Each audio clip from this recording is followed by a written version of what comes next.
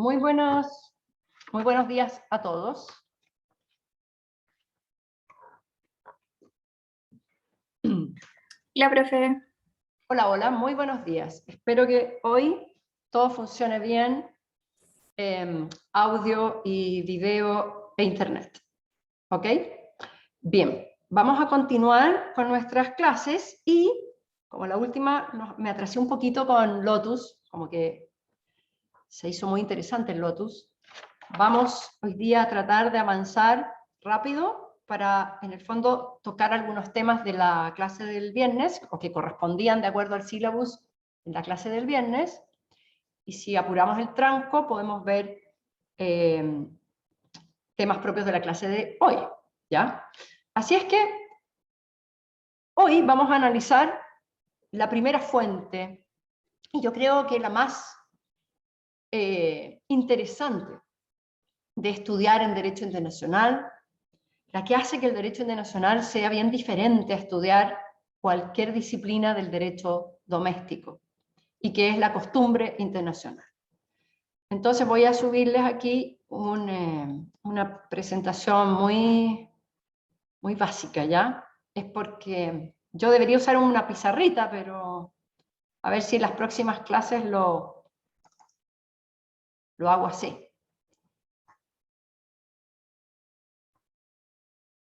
Bien, entonces, déjenme ponerle presentación con diapositivas. Ya, ahí lo ven, ¿no? Ok. Entonces lo que a nosotros nos preocupa es entender cómo funciona, qué es la costumbre como fuente del derecho internacional. Es una de las fuentes, como les decía, más importantes. De hecho, uno podría pensar que la mayoría de los casos, las controversias internacionales se solucionan por medio de, o recurriendo a los tratados que existen entre las partes que están involucradas en una disputa. Sin embargo, yo diría que un muy buen porcentaje, no sé si la mayoría, pero un muy buen porcentaje de las controversias, de los casos que hay ante tribunales internacionales, tiene que ver con costumbre. Así es que, si no es la más importante, está exactamente a la par con los tratados internacionales. Ahora, lo que ocurre, eso sí, es que si uno es un juez internacional, lo más seguro es que la primera fuente a la que va a querer recurrir para buscar las reglas que solucionan o permiten solucionar una controversia entre estados sea buscar la regla en un tratado. Eso es porque es como lógico, ¿no? A ver, ¿ustedes han pactado algo entre ustedes dos, Estado A y Estado B? Si tienen un tratado que está vigente, voy a ir a buscar la solución allí. Y solamente cuando no existe un tratado específico que solucione la cuestión, voy a ir a la costumbre. Entonces, en ese sentido, la costumbre viene como en segundo lugar. Sin embargo, eso no quiere decir que la costumbre tenga una relevancia o una jerarquía en derecho internacional abajo de los tratados o secundaria. No, es una de las fuentes más importantes. Y de hecho, si nosotros habláramos de jerarquía entre normas, también hay que observar que el derecho internacional no establece ninguna jerarquía entre las normas del derecho internacional o entre las fuentes. Tratados y costumbre tienen en principio la misma jerarquía. Distinto es que los estados pacten de repente respecto de algunas normas o de algunos tratados que tienen mayor jerarquía.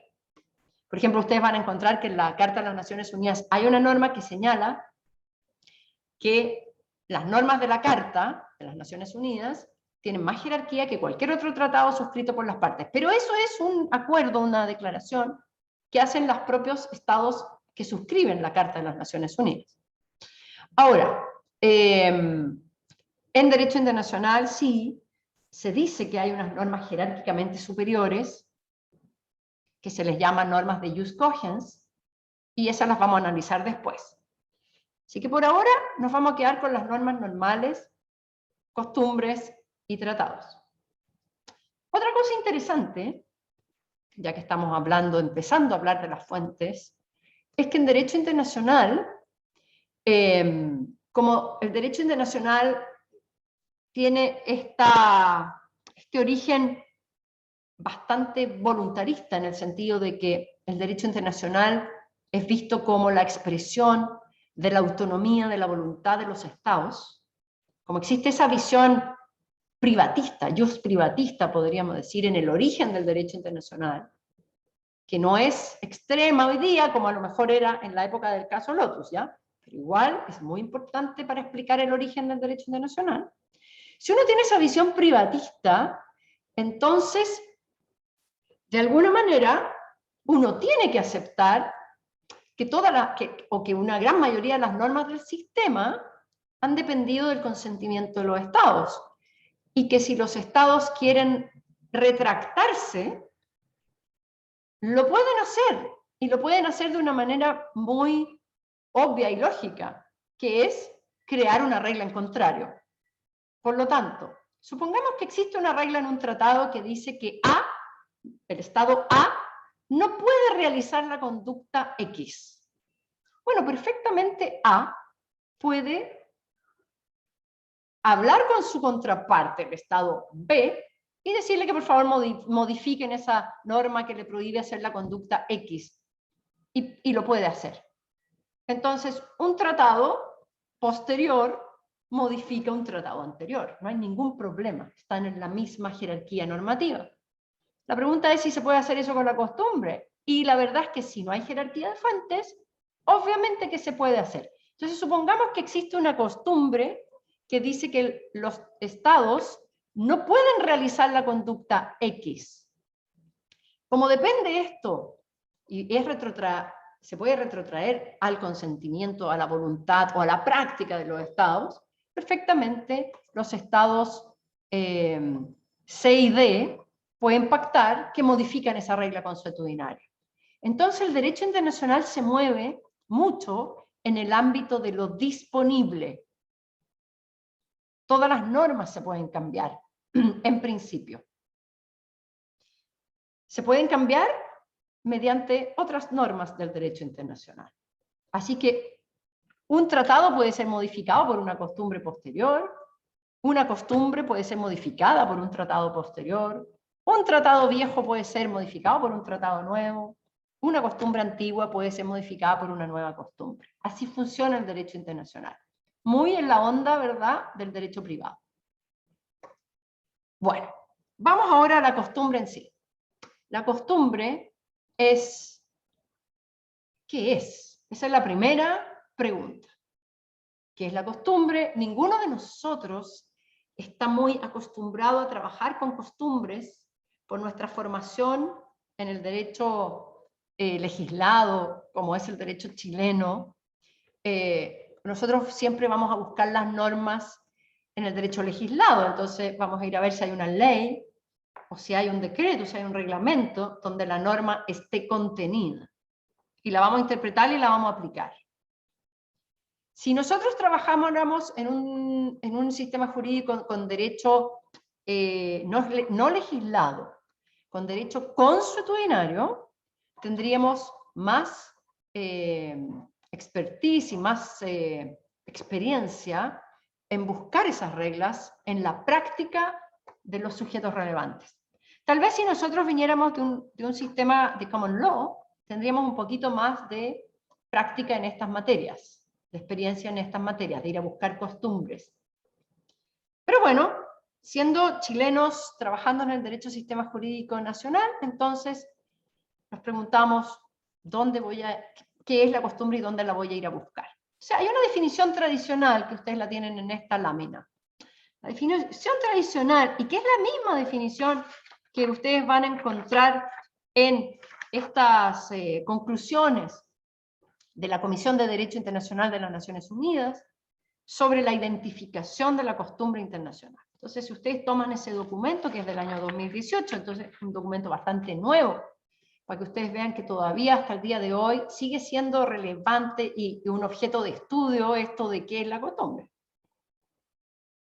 La definición esta coincide con el concepto que ha usado la Comisión de Derecho Internacional respecto de la costumbre. Entonces,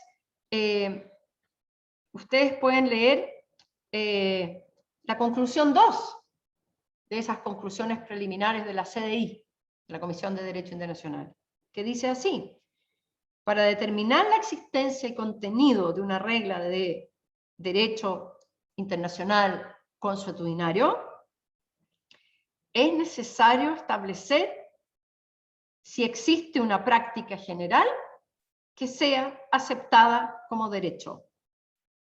Y esto último se llama opinio iuris.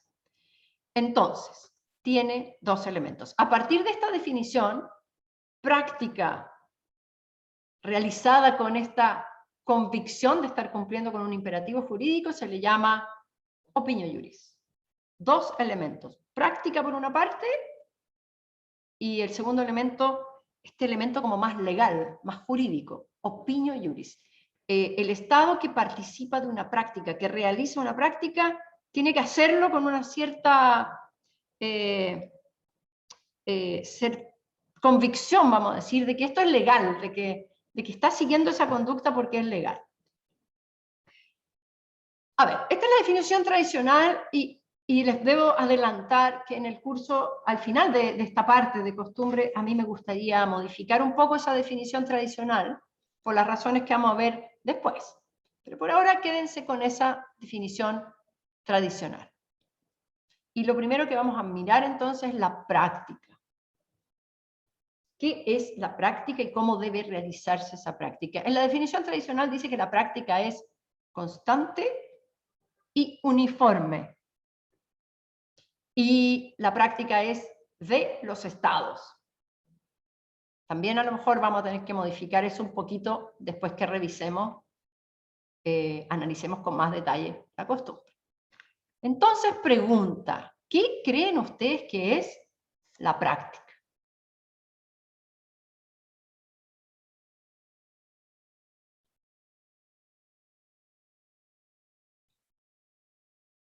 Cualquiera de ustedes. ¿Es Usos y hábito? costumbres propios de un Estado. María Ignacia, perdona, ¿lo puedes repetir? Usos y costumbres propios de un Estado. ¿Qué significa eso? Si me puedes dar un ejemplo. Una repetición de conducta que los Estados atribuyen carácter jurídico. Ya. Entonces una conducta del Estado y que la repite. Entonces, ¿se te ocurre un ejemplo de lo que podría ser esa conducta?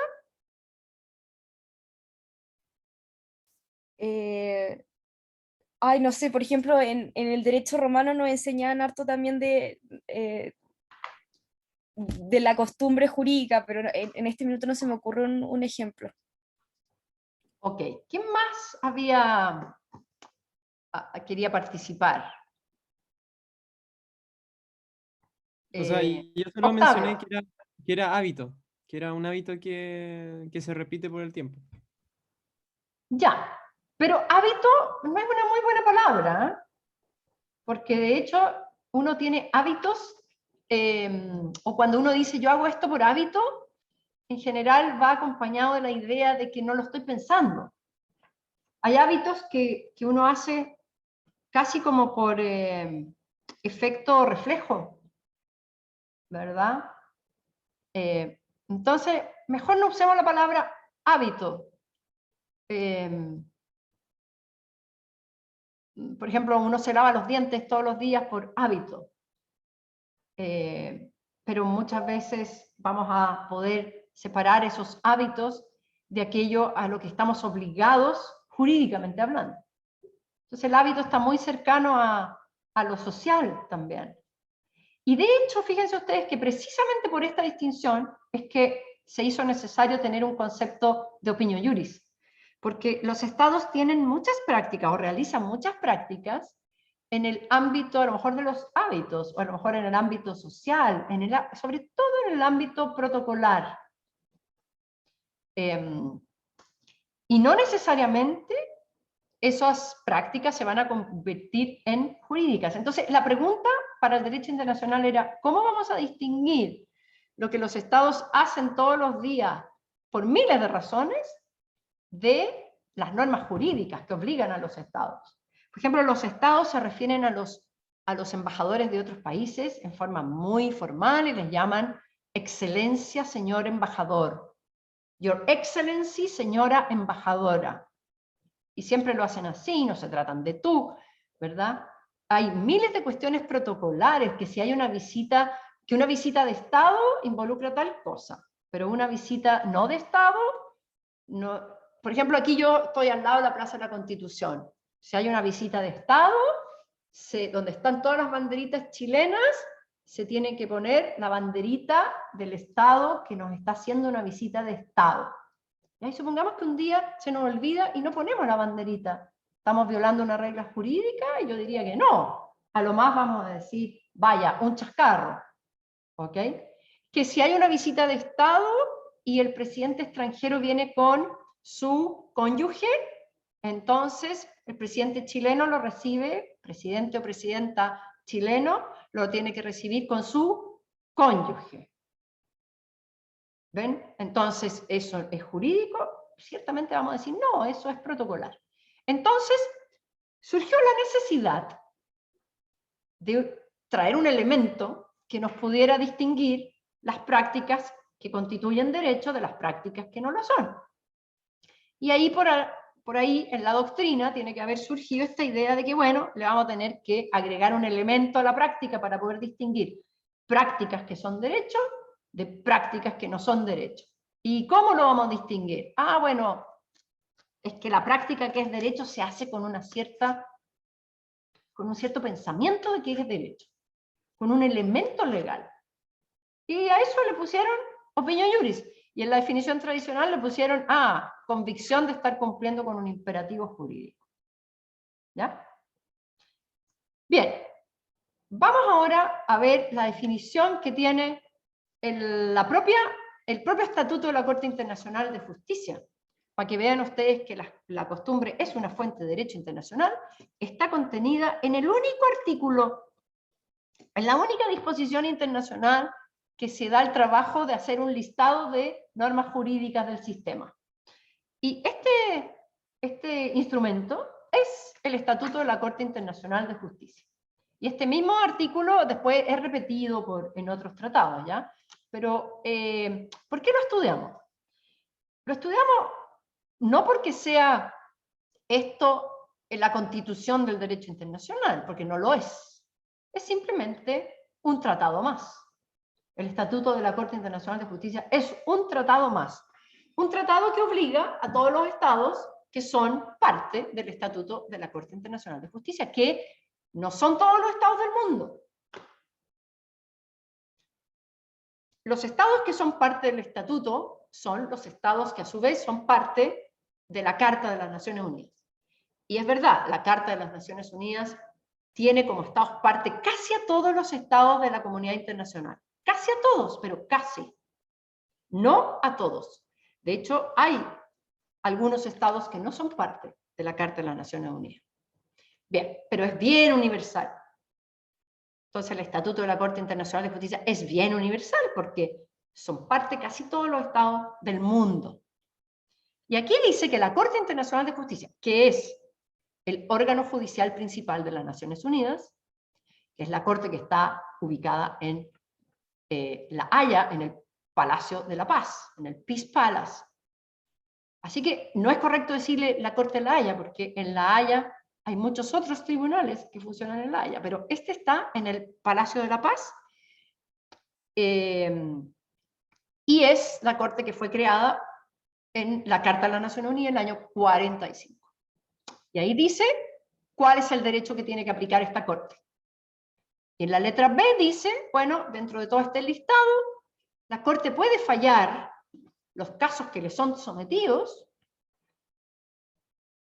afirmándose en costumbre internacional. Y dice, costumbre internacional como prueba de una práctica generalmente aceptada como derecho. Entonces, es interesante esto. Primero, porque tiene los dos elementos, la práctica y el elemento subjetivo que a veces se dice, que es la opinio juris, porque no basta con la práctica, tiene que ser una práctica que se acepta como derecho. Los comentarios de la Comisión de Derecho Internacional en estas reglas sobre identificación de la costumbre siguen como la misma línea, porque usan el aceptada como derecho. No usan la convicción, usan aceptada como derecho. Bien, y dice aquí que la práctica tiene que, es generalmente aceptada como derecho. O sea, no tiene que ser unánimemente aceptada como derecho, sino que basta que generalmente sea aceptada como derecho. Pero el problema que tiene esta letra B, o las críticas que ha recibido, es que dicen que esta letra B pone los bueyes, perdón, pone la carreta delante de los bueyes. Porque dice que la costumbre es la prueba de una práctica. Y es al revés. La práctica, generalmente aceptada como derecho, es la que nos permite probar que existe una costumbre. Pero es un detalle, ¿ya? Lo importante es que está la costumbre reconocida en el Estatuto de la Corte Internacional de Justicia como una fuente del derecho internacional. Entonces, vamos ahora a hacer una disección de la costumbre y vamos a analizar sus elementos. Y aquí vamos a poder identificar los muchos problemas que tiene la costumbre, sobre todo para los operadores jurídicos del sistema internacional. Básicamente, para los abogados que trabajan en los ministerios de Relaciones Exteriores, en la división jurídica de los ministerios de Relaciones Exteriores, y también para los jueces internacionales. Y también, en verdad, para los jueces domésticos, porque últimamente está muy generalizado que los jueces nacionales también pueden de repente aplicar costumbres internacionales, que pueden aplicar derecho internacional dentro del derecho interno. Entonces, si pueden aplicar derecho internacional dentro del derecho interno, también pueden aplicar entonces costumbres, porque es una de las fuentes del derecho internacional. Así es que los operadores jurídicos tienen un gran trabajo que hacer cuando tienen que identificar costumbres, porque como les digo, esto es un derecho que no está escrito, no hay un código de costumbres en el derecho internacional. Y nos vamos a hacer dos primeras preguntas. ¿De quién tiene que ser la práctica? ¿Qué prácticas son relevantes? Y luego nos vamos a preguntar, ok, y esas conductas de estos sujetos, ¿qué tipo de conductas tienen que ser? Esas son las dos básicas preguntas que nos vamos a hacer. Vamos entonces a la primera pregunta. ¿De quién tiene que ser la práctica para que sea relevante para establecer una costumbre internacional? Y aquí obviamente la primera respuesta es, bueno, de los estados. De hecho, en la definición tradicional se dice que la costumbre es la práctica constante y uniforme de los estados.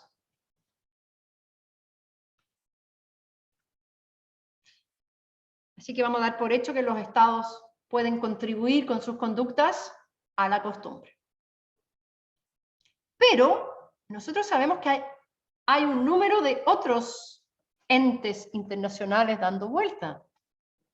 De lo más importantes, porque son sujetos de derecho internacional, están las organizaciones internacionales. Entonces tenemos varias organizaciones internacionales en el mundo, ¿verdad? De las que ustedes conocen, las más conocidas son, bueno, las Naciones Unidas, obviamente, la Organización de Estados Americanos, la OEA, también ustedes habrán escuchado hablar de la OTAN, también habrán escuchado hablar de la Comunidad Andina de Naciones, también han escuchado hablar de la OMC, la Organización Mundial de Comercio, otra organización internacional, Mercosur, otra organización internacional, y así diversas organizaciones internacionales, como la Unión Europea también, ¿verdad? Todas esas son unos entes que tienen personalidad jurídica internacional. Existen en el derecho internacional como sujetos y pueden suscribir tratados y realizar una serie de actos que tienen relevancia internacional. Y tienen facultades, y tienen órganos, y tienen secretarios ejecutivos, y etc. La pregunta es si solo vale la práctica de los estados. Y también, y aquí es muy interesante, también ustedes saben que hay, porque yo se los adelanté en la primera clase, que hay otros entes que no alcanzan a ser estados y no son organizaciones internacionales, que también tienen cierta personalidad jurídica internacional. Yo les había dicho que, por ejemplo, los grupos armados en un conflicto armado de carácter no internacional, los combatientes, por ejemplo, tienen ciertos derechos bajo el derecho internacional y los grupos armados tienen ciertos derechos y también ciertas obligaciones en un conflicto armado, en una guerra civil, por ejemplo. También nosotros como individuos tenemos derechos bajo el derecho internacional. Por ejemplo, tenemos derechos humanos que no son reconocidos en tratados internacionales. Y de hecho, podemos reclamar esos derechos humanos y si son violados, podemos ir y estampar una denuncia, por ejemplo, en la Comisión Interamericana de Derechos Humanos. Quiere decir que algo de personalidad jurídica internacional tenemos.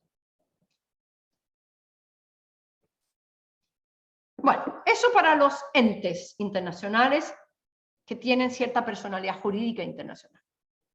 Y también hay unas entidades que cada vez adquieren mayor relevancia en el ámbito internacional, que son las llamadas ONGs, organizaciones no gubernamentales que actúan en el ámbito internacional. Hay muchas: Amnesty International, Greenpeace, Human Rights Watch,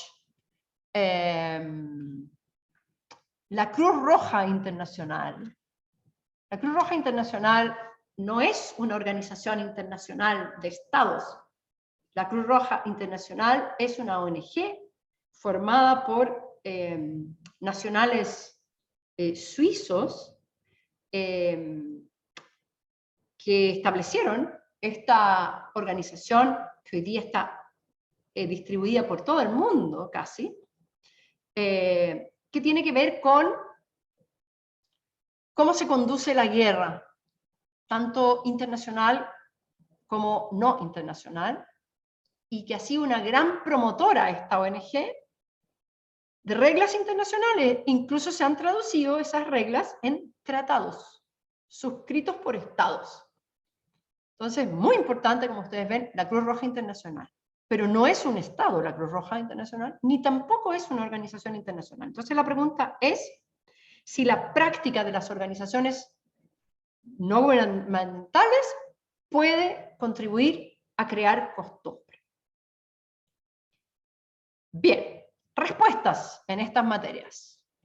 Primera respuesta: por mucho tiempo se dijo que la única práctica que vale es la de los estados.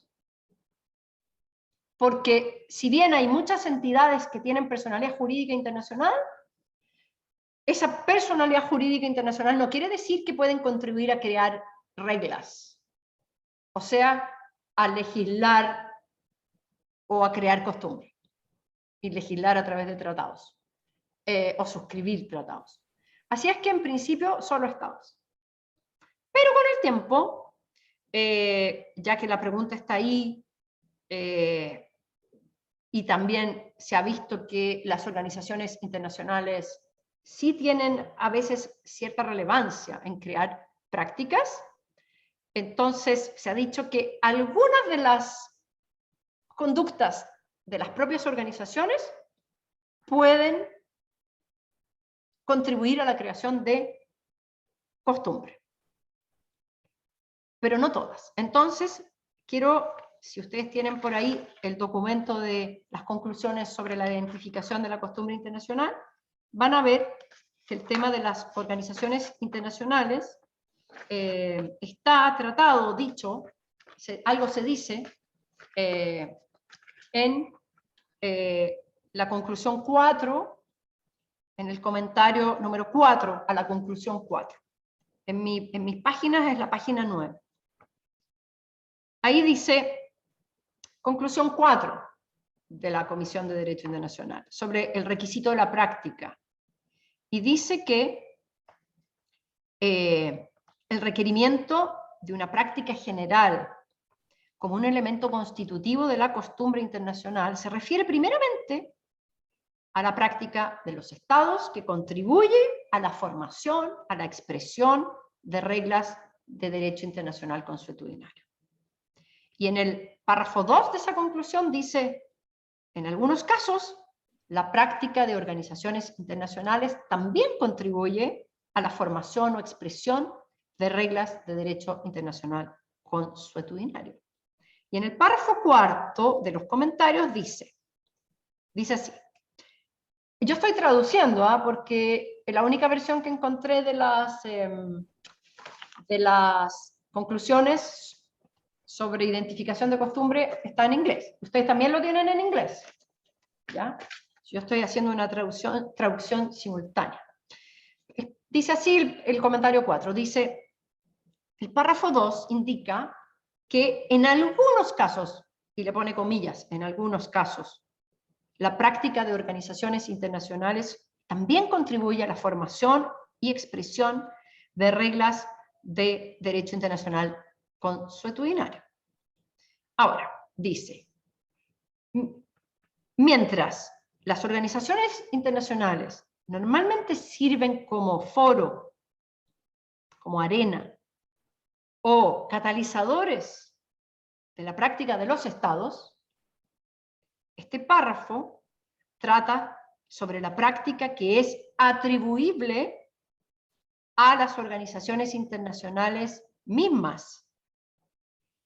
No se refiere este párrafo a la práctica de los estados que actúan dentro o en relación con las organizaciones internacionales, porque esa práctica es atribuible a cada uno de los estados en cuestión. Entonces, muy importante aquí distinguir en una organización internacional la práctica de la propia organización de la práctica de cada estado miembro. Es lo mismo que ocurre si yo creo una sociedad comercial. Entonces yo puedo crear una sociedad comercial con alguno de ustedes. Por ejemplo, ahí con Octavio firmamos una escritura y creamos una sociedad de responsabilidad limitada y somos los dos socios. Entonces vamos a haber creado la sociedad Castillo y Fuentes Limitada. Y esa sociedad va a tener personalidad jurídica y va a poder firmar cheques, va a pagar sueldos, va a suscribir contratos de trabajo, etc. Son actos de la sociedad. Nosotros, entonces, no vamos a decir que esos actos son nuestros, porque creamos una personalidad jurídica distinta de esta sociedad comercial. Lo mismo pasa con las organizaciones internacionales. El acto de la organización, en principio, no es reconducible legalmente a un acto del Estado. Pero sabemos que detrás de las organizaciones hay estados, y que esos estados muchas veces participan de órganos de la organización internacional. Pensemos en las Naciones Unidas. Las Naciones Unidas tiene varios órganos. Uno de ellos se llama Asamblea General. En esa Asamblea General se aprueban resoluciones. Son resoluciones de la Asamblea General. Son actos de la organización. Pero cada estado vota en esa asamblea. Entonces, el voto de cada estado es un acto de cada estado, reconducible a cada estado. La resolución como tal es un acto de la organización. Entonces yo podría mirar aquí, como práctica, cómo cada estado vota. Y eso es práctica del Estado. El voto que emite un Estado en la Asamblea General es un acto del Estado. La resolución que es aprobada es un acto de la organización. Entonces lo que nos está diciendo aquí es que a veces vamos a tomar en cuenta el acto de la organización, en ciertos casos, dice, ¿ya? Pero solamente, dice el comentario, en aquellos casos en que la práctica de la organización internacional misma es de relevancia, ¿ya? Para el establecimiento de una costumbre internacional. Entonces, por eso, en el párrafo quinto del comentario a la conclusión 4 dice, lo voy a leer textual, traducido. Las organizaciones internacionales no son estados. Son entidades establecidas y empoderadas por los estados para llevar a cabo ciertas funciones, y para ese propósito tienen personalidad jurídica internacional. Eso es, tienen sus propios derechos y obligaciones bajo el derecho internacional. La práctica de las organizaciones internacionales en las relaciones internacionales, cuando va acompañada de opinio iuris, puede contar como práctica que dé lugar o atestigue la existencia de reglas de derecho internacional consuetudinario, pero solo aquellas reglas que a. Su materia cae dentro del mandato de la organización, y b. que estén específicamente dirigidas a las organizaciones internacionales, como es, por ejemplo, la responsabilidad internacional de las organizaciones internacionales, o que se refieren a tratados respecto de los cuales las organizaciones internacionales pueden ser parte. Por eso, entonces, en ciertos casos, la práctica de organizaciones internacionales servirá como indicativa de la práctica, digamos, de práctica relevante para establecer costumbre internacional. Así es que tiene que ser prácticas que tienen que ver con ellas mismas, ¿ya? Por lo tanto, una resolución de la Asamblea General sobre el no uso de la fuerza en derecho internacional por parte de los estados no es una resolución que diga o que dé cuenta del interés propio de la organización o de la responsabilidad de la organización o de las obligaciones de la organización. Está dando cuenta de las obligaciones de los estados. Entonces, esa resolución como tal, como acto de la organización, no la voy a contar como práctica.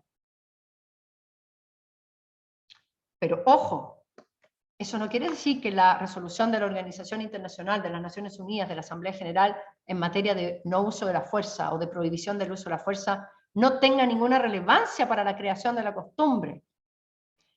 Porque, acuérdense, que esa resolución también está dando cuenta del voto de cada estado. Entonces, como un acto, el voto de cada estado en la resolución, como un acto del estado, sí lo voy a poder contar como práctica, pero como práctica del estado, no como práctica de la organización. ¿Ok? Bien, y ahora sobre las ONGs.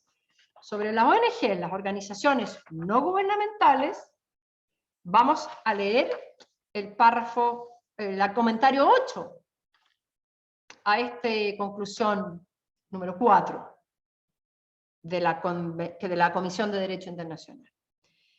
Dice así, antes de leer el párrafo 8 del comentario, miren el párrafo 3 de la conclusión. El párrafo 3 de la conclusión dice, la conducta de otros actores no es práctica que contribuya a la formación o expresión de reglas de derecho consuetudinario, pero puede ser relevante al evaluar la práctica referida en los párrafos 1 y 2. O sea, los actos de las ONGs puede ser relevante cuando yo estoy buscando cómo evaluar la práctica de los estados y cómo evaluar la práctica de las organizaciones internacionales gubernamentales, ¿ya?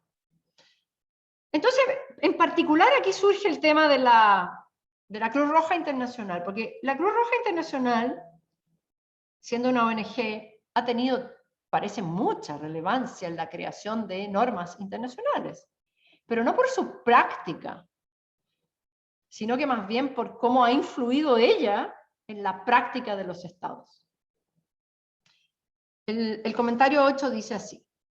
El párrafo 3 explicita que la conducta de entidades distintas de los estados y distintas de las organizaciones internacionales, por ejemplo, las ONGs y los individuos privados, y también las compañías transnacionales, y también los grupos armados no estatales, no es ni creativa ni expresiva de costumbre internacional.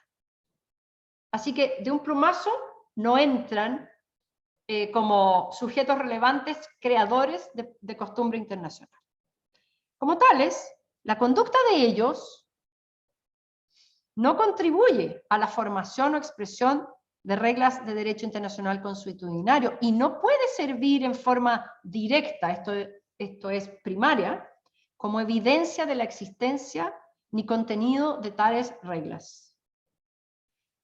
Pero el párrafo reconoce, sin embargo, que la conducta puede tener un rol indirecto, la conducta de estos entes no gubernamentales, un rol indirecto en la identificación de las reglas de derecho consuetudinario, al estimular o registrar la práctica y la aceptación como derecho, es decir, la opinión juris, de estados y organizaciones internacionales. Por ejemplo, los actos de individuos privados puede a veces ser relevante a la formación o expresión de reglas de derecho internacional consuetudinario, pero solo en la medida que los estados hayan aceptado, hayan hecho suyas o hayan reaccionado a esas conductas de sujetos privados. Por ejemplo, esto es porque están pensando, esta comisión está pensando en que, ¿verdad?, hay sujetos, hay individuos que han sido muy relevantes para la creación de costumbre internacional, aunque ustedes no lo crean, pero no hay que ser una ONG ni una gran organización. De hecho, hay un individuo, cuyo nombre no me acuerdo ahora, que fue una persona que inició él mismo una campaña internacional para la suscripción de un tratado para la proscripción de las minas antipersonal. Es decir, una persona fue capaz de convencer al mundo de que suscribieran la Convención de Ottawa sobre proscripción de las minas antipersonal. Esa persona ganó el Premio Nobel de la Paz por sus acciones. Es un individuo. Entonces uno podría decir, ¿cómo que la práctica de un individuo no crea costumbre? No, no crea costumbre. Pero lo que él hizo tuvo una reacción en los estados. Estados tomaron su iniciativa. De hecho, Canadá tomó su iniciativa de una persona, ven ustedes, con gran liderazgo. Y Canadá le dijo a esta persona, mire, su campaña es maravillosa, nosotros le vamos a ayudar. Y llamó a una conferencia, Canadá. Y esa conferencia dio por resultado un tratado suscrito por estados. Y esa es la Convención de Ottawa, ¿ok? Entonces, eso es lo que quiere decir este párrafo. Esto no quiere decir que los individuos privados no sean relevantes para la creación. Pero lo que tiene que ocurrir es que lo que ellos hacen sea tomado, hecho suyo por los estados o reaccionado, que haya reacciones de los estados. Y entonces sí va a poder convertirse en costumbre porque los estados van a realizar una práctica que después se puede convertir en costumbre. Bien. Entonces, lo mismo para la Cruz Roja. De hecho, el párrafo 9 trata sobre la Cruz Roja y dice, los statements oficiales, los pronunciamientos oficiales de la Cruz Roja hace muchos statements oficiales, interpreta el derecho humanitario, etc. Dice, de hecho la Cruz Roja tiene un estudio, se lo encargó a 2 juristas, y les dijo, oiga, identifíqueme todas las reglas consuetudinarias en materia de derecho humanitario. Derecho humanitario es el que se aplica en las situaciones de guerra, ya sea guerra interna o guerra internacional. Y estos juristas trabajaron y hay un libro grande que se llama Customary Humanitarian International Law. y va por artículos. Artículo 1, artículo 2, artículo 3. Entonces uno dice, ¿cómo que esta ONG no está creando derecho consuetudinario si se hizo un código de derecho internacional consuetudinario humanitario?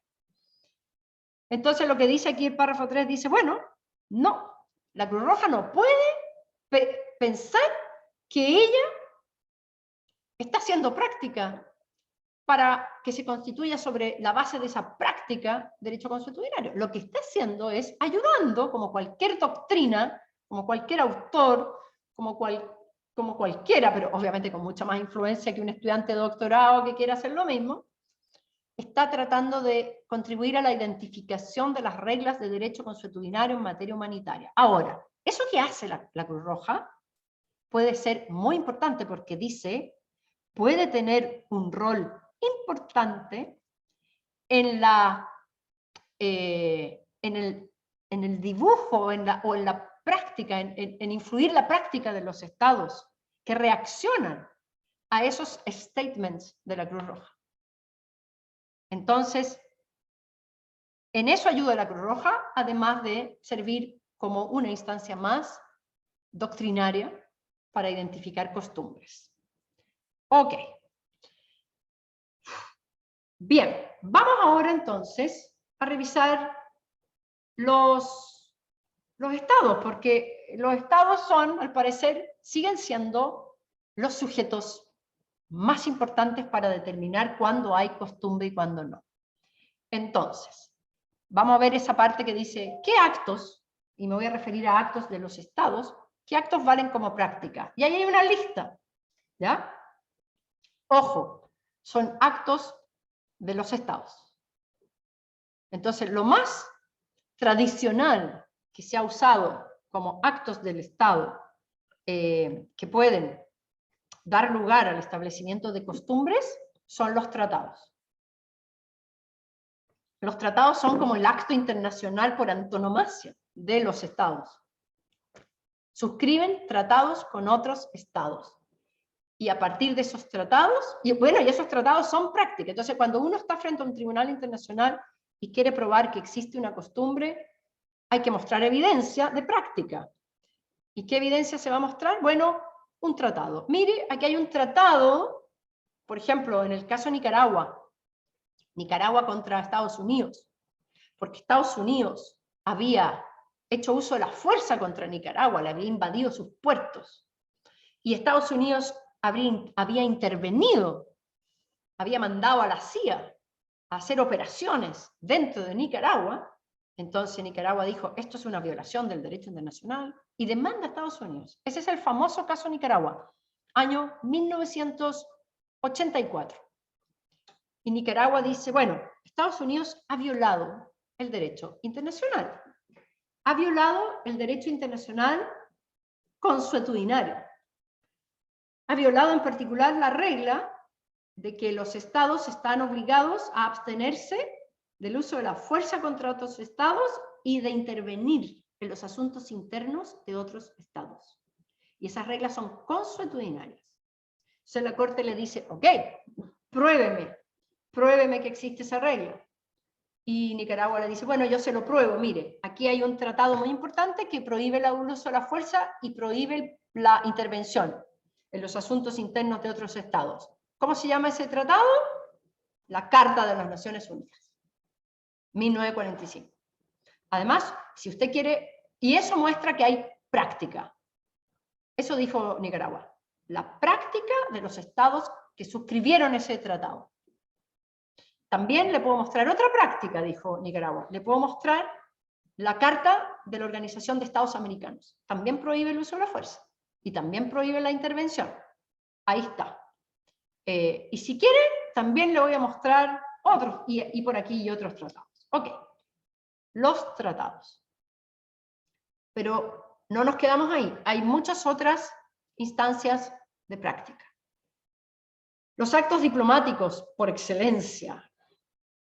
Los estados se comunican con otros estados y les mandan notas diplomáticas, les mandan cartas, y en esas cartas dan a conocer su visión, muchas veces, sobre determinadas materias. oiga, usted no puede hacer eso. O le mando una nota y le digo, yo voy a hacer esto. Bueno, esas son prácticas de los estados. También los estados hacen declaraciones públicas, hacen conferencias de prensa. Si ustedes se meten a la página del Ministerio de Relaciones Exteriores de Chile, van a ver que muchas veces hay comunicados de prensa. Chile condena, por ejemplo, el golpe de Estado en Myanmar y llama al gobierno de facto a tales y tales cosas. Bueno, eso es un acto del Estado. Y eso puede ser usado como prueba de una práctica. Ya lo adelanté, los estados votan en las organizaciones internacionales. En la ONU, por ejemplo, tenemos diversos órganos, por ejemplo, la Asamblea General o el Consejo de Seguridad. Ahí los estados votan. Ese voto es práctica de los estados. Un voto a favor, un voto en contra. Paulina. Tienes una pregunta, Paulina Sepúlveda. Sí, por eso son tan importantes que los estados hagan declaraciones públicas respecto a la situación internacional, porque después se pueden utilizar como práctica, como costumbre. Exactamente, porque ahí los estados hacen ver su posición. Y su posición puede ayudar a que esa posición sea derecho también, o se convierta en derecho. Entonces, todas estas interacciones y estas comunicaciones en diplomacia son muy importantes. Y de hecho, si te quedas callado, también tiene relevancia. Lo que no dices también es una conducta. Quedarse de brazos cruzados es una conducta. Entonces también puede ser invocada como una práctica.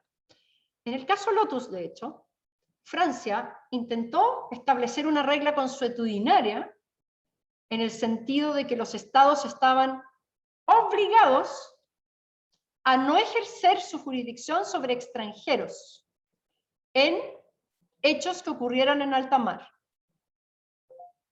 Y la Corte dice, ok, acepto que a partir de una abstención pudiera existir una regla consuetudinaria. Esto de que los estados en general no juzgan extranjeros. Así es que ahí ustedes ven una abstención, una omisión, un silencio, puede ser una práctica también. También la conducta en el terreno, los hechos. Esto es muy bueno para los estados que tienen el poder de poder actuar en terreno. Mandar fuerzas militares a poner orden en un determinado país. Ir a salvar a sus nacionales. No todos los estados tienen la misma capacidad de actuar en el terreno. Pero estados poderosos sí. Estados Unidos actúa en el terreno muchas veces. Derroca, por ejemplo, gobiernos, es muy conocido, ¿verdad? Incurren las fuerzas de los Estados Unidos, hacen caer gobiernos, intervienen militarmente en República Dominicana, intervienen armadamente en Nicaragua, o sea, es un estado que actúa mucho en el terreno. Nosotros como Chile, ¿verdad? Somos un estado más pequeño, no tenemos mucha conducta en el terreno. Hay una visión en Estados Unidos, como es el estado más poderoso, ustedes van a ver que muchas veces van a encontrar con que la doctrina, los profesores de Derecho Internacional en Estados Unidos, escriben muchas veces a favor de la política internacional de los Estados Unidos. Porque muchos de estos profesores a su vez son asesores del Departamento de Estado.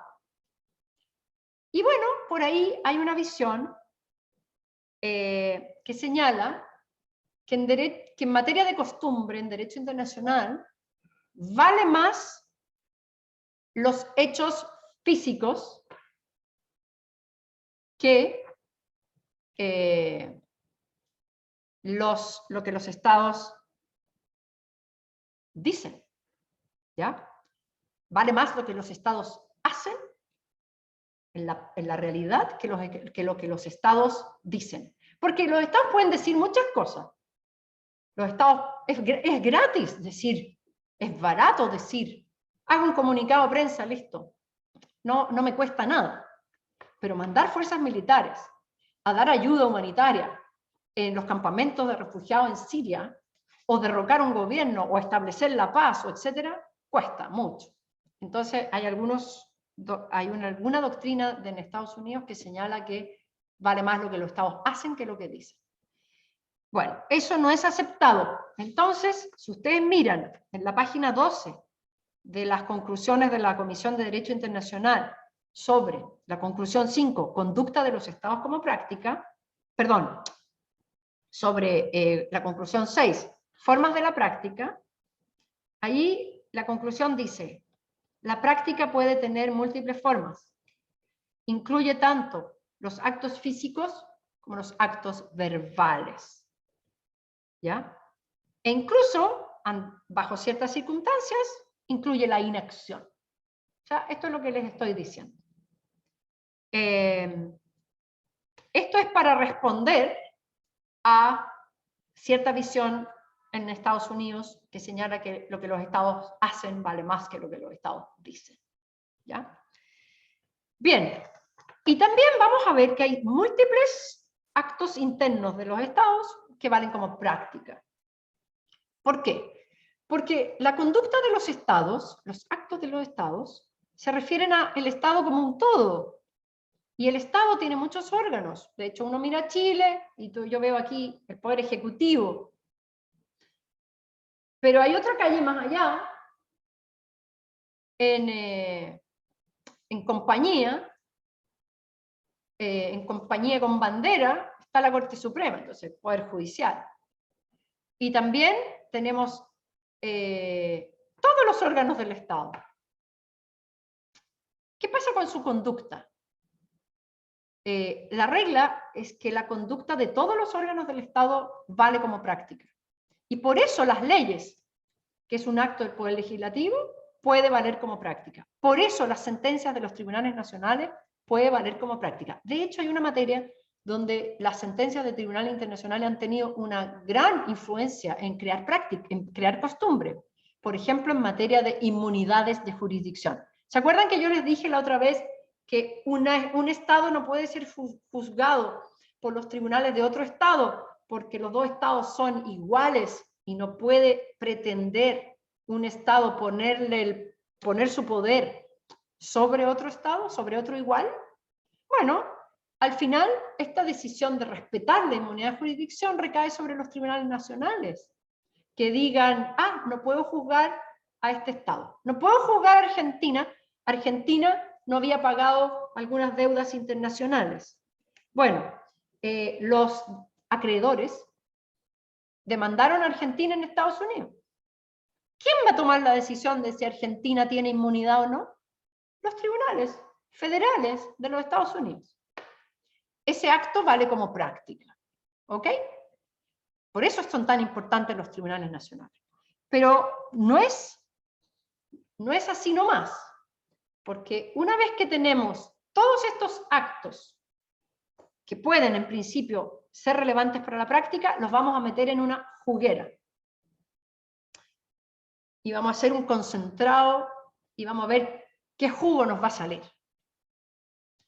Y no todos los jugos van a ser igual. No siempre voy a poder tomar todo esto para establecer que hay una costumbre. Entonces, primero yo identifico las prácticas. Esa es una primera parte de la metodología. Y después que identifiqué las prácticas, vamos a ver que no todas valen lo mismo. Y eso es lo que vamos a ver en la próxima clase.